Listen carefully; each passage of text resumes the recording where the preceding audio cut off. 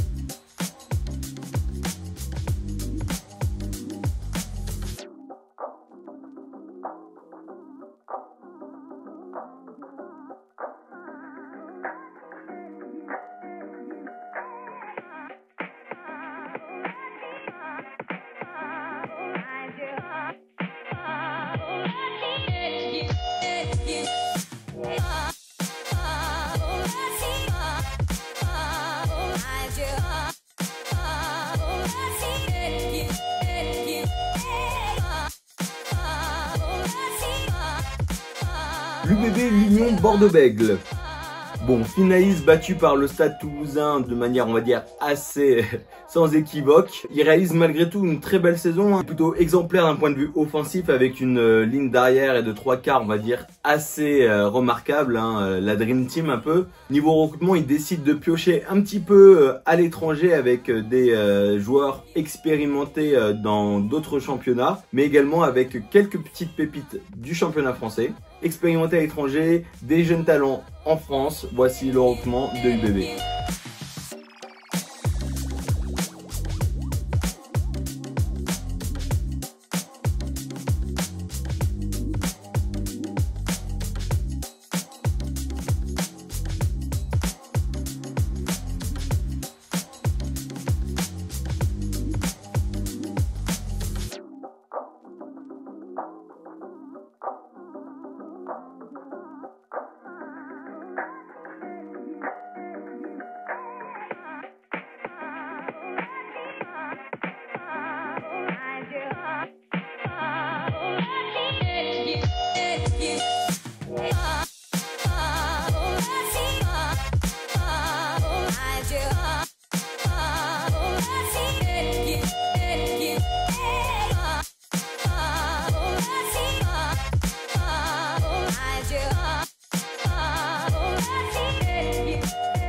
Castres Olympique. Alors que dire du Castres Olympique? Ils ont échoué de peu au top 6, je crois qu'ils finissent 7e de top 14, à quelques points de finir dans le top 6 qui donne accès aux phases éliminatoires. Je sens une volonté de continuer à construire la cohésion d'équipe qui fait la force de cette équipe castraise et ça se ressent notamment dans leur recrutement. Ils réalisent un petit recrutement en allant chercher en grande partie des valeurs sûres de top 14 et de Pro D2.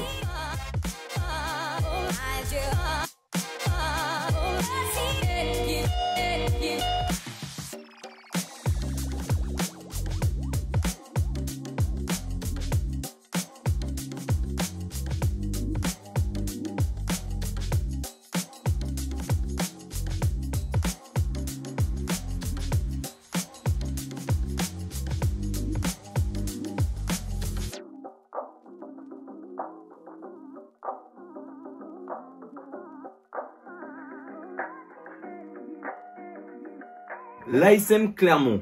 Eux aussi, ils sont pas passés très loin du top 6. Je crois qu'ils finissent 8e ou 9e. 8e, c'est ça, de top 14. Après, c'est bête parce que franchement, il manque pas grand chose à cette équipe pour être performante en top 14. On les a vus souvent échouer de très peu, de quelques points en fin de match. Donc je pense qu'ils vont essayer de combler ce problème avec le recrutement lors de cette intersaison. C'est pour ça qu'ils ont décidé de recruter en grande partie devant, où il y a eu pas mal de départs de ce côté. Mais vous allez voir beaucoup de joueurs à grand potentiel.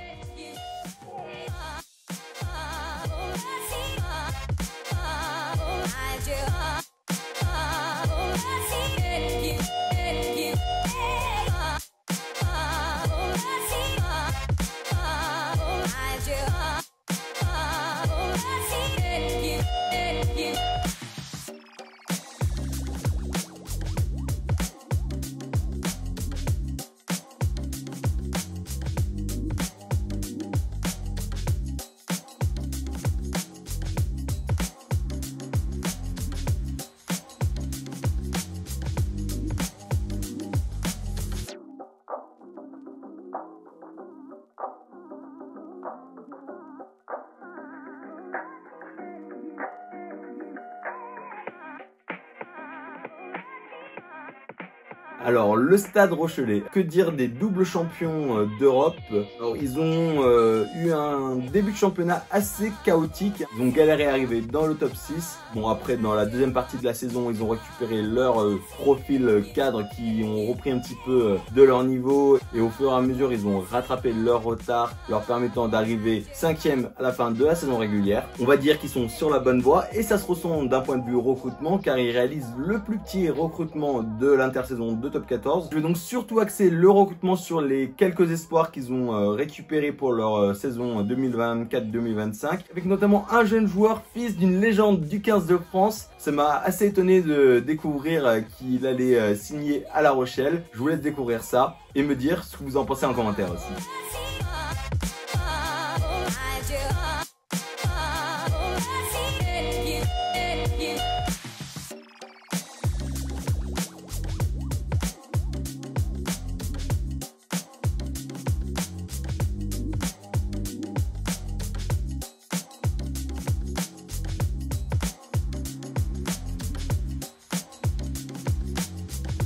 Vous l'avez deviné, c'est donc bien le fils de Serge Betsen qui rejoint La Rochelle. Hâte de voir ses premiers pas sous les couleurs maritimes. Le Loup Rugby, 11e de cette dernière saison de top 14. Bon, faut dire que c'est franchement une déception. Ils espéraient bien mieux que cette 11e place, surtout avec l'effectif qu'ils disposent. Je pense que Lyon a beaucoup plus d'ambition dans le championnat français et ça se ressent dans leur recrutement. Ayant une base de joueurs déjà hyper talentueux, ils ont opté pour un recrutement plutôt équilibré, allant chercher quelques valeurs sûres de top 14, mais également quelques petites pépites de l'étranger.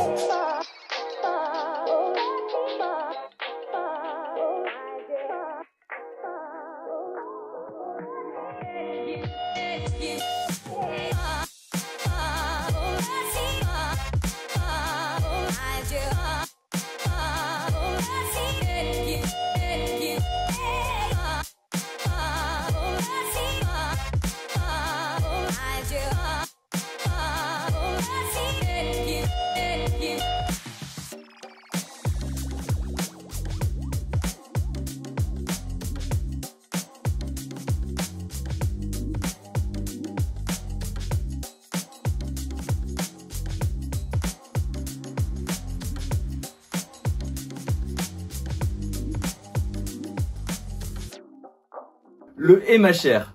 Bon, alors là, c'est une sacrée histoire. Franchement, Barragis qui a frôlé la relégation en Pro D2, sachant que il y a 2 ans, c'est eux qui ont remporté le top 14. On va dire qu'ils ont passé une saison assez chaotique. Et pourtant, c'est plutôt étonnant parce qu'ils avaient vraiment un effectif de qualité. En tout cas, là, ils ont voulu frapper un coup fort et renouveler leur effectif. Ils réalisent le plus gros recrutement de l'intersaison 2024-2025, récupérant certains joueurs délaissés par d'autres clubs pour des raisons que vous savez certainement, mais également plein d'internationaux hyper expérimentés et pas mal de petites pépites de top 14 et de Pro D2. Franchement, j'ai hâte de voir ce que ça va donner.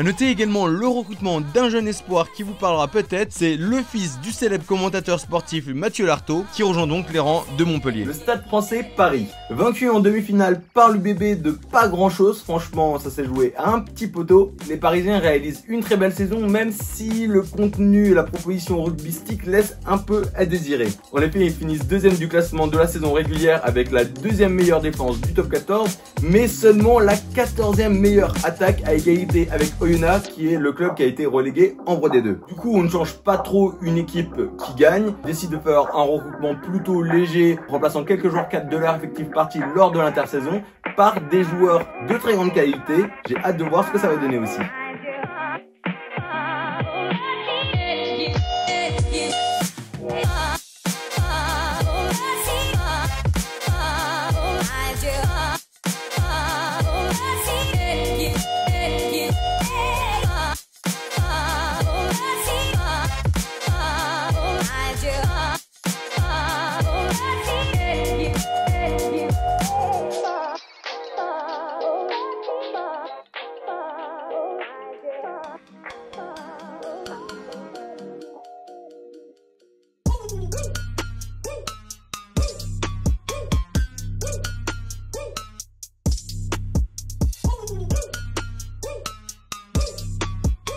Section paloise.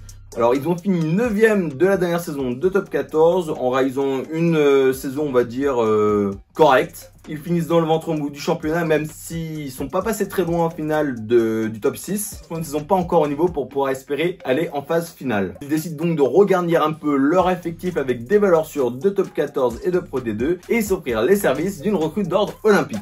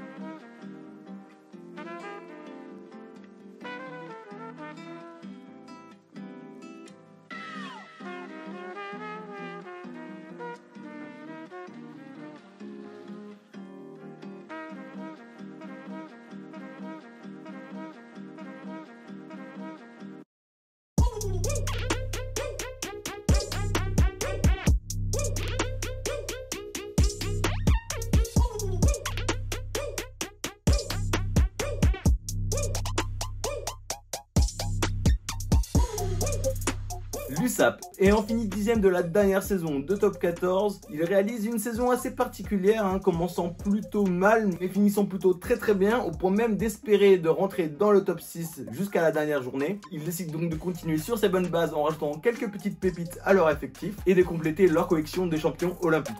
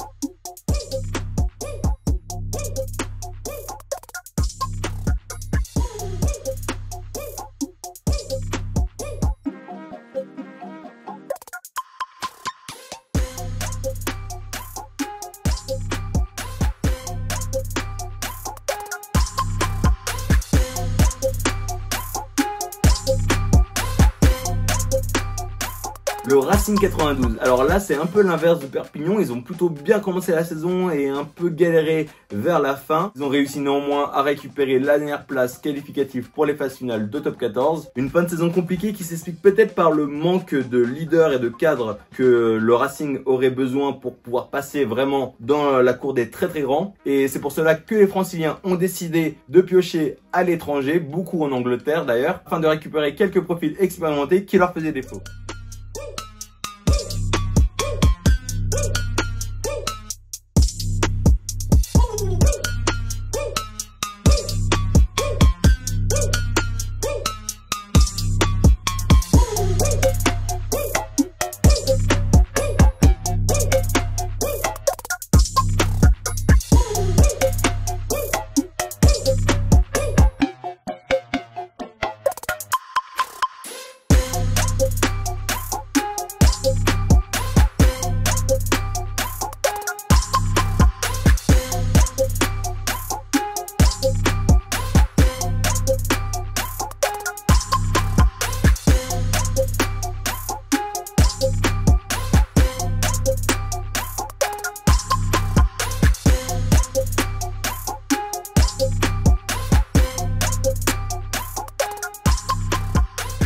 Rugby Club Toulonnais, mon club, vaincu en barrage face à La Rochelle. Bon, je m'en remets toujours pas malheureusement. On réalise cependant une très belle saison de top 14, finissant en deuxième meilleure attaque derrière le Stade Toulousain, c'est dire. Je pense qu'on est en recherche de stabilité sur certains postes, on va dire clés, et c'est pour ça qu'on a décidé de prendre quelques recrues qualifiées et expérimentées, notamment à l'étranger. À voir si c'est la petite chose qui nous manquait pour nous permettre d'espérer récupérer enfin le bout de bois.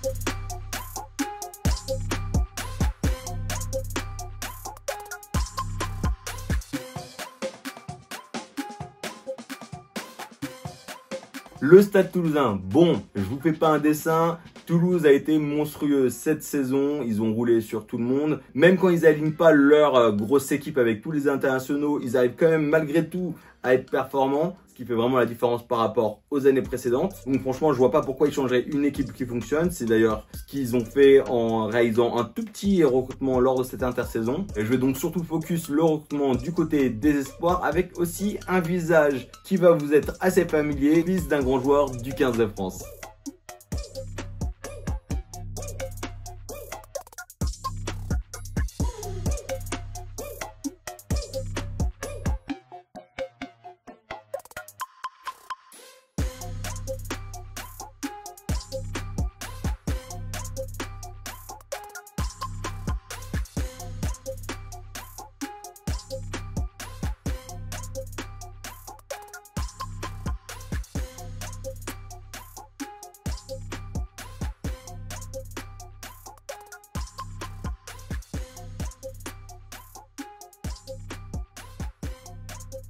L'air de ressemblance est plutôt flagrant, vous l'avez reconnu, c'est le fils de Raphaël Ibanez, talonneur emblématique du 15 de France. Pour finir, le RC Vannes, tout jeune promu en top 14, c'est la première fois que les Bretons rejoignent l'élite du rugby français et pour cela, ils se doivent de marquer un grand coup. Ils réalisent un recrutement plutôt conséquent, histoire de densifier leur effectif et de tenir le coup en top 14, alternant entre internationaux expérimentés, jeunes pépites et valeurs sûres qui ont déjà fait leurs preuves en top 14 et Pro D2. On va voir si ce recrutement fera l'affaire pour permettre aux Bretons de rester en top 14. D'ailleurs, dites-moi en commentaire si vous pensez qu'ils vont réussir à se maintenir lors de cette saison.